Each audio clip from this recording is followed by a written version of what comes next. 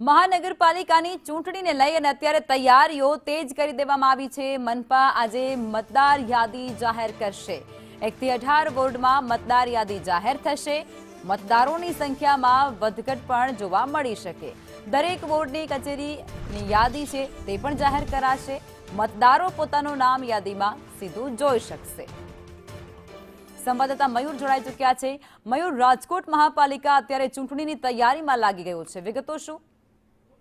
લખમા મહાપાલિકાની ચૂંટણીની તૈયારીઓનો ધમધમાટ શરૂ થઈ ગયો છે। ખાસ કરીને મતદાર યાદી માટે છેલ્લા 10 દિવસથી કવાયત હાથ ધરવામાં આવી હતી। 11 તારીખે મતદાર યાદી પ્રસિદ્ધ થવાની હતી, પરંતુ કોઈને કોઈ કારણે આ માટે મોડું થતું હતું। હવે આખરે આજે સત્તાવાર રીતે મતદાર યાદી જાહેર કરવાની વાત છે તે મહાપાલિકાએ કરી છે। 1 થી 18 વોર્ડની અંદર કેટલા મતદારો છે, કેટલી સ્ત્રી મતદારો છે, કેટલા પુરુષ મતદારો છે, આ તમામ યાદી સાથે વોર્ડ વાઇઝ યાદી છે તે જાહેર કરવામાં આવશે અને ત્યારબાદ ચૂંટણીની પ્રક્રિયા છે તે આગળ વધશે।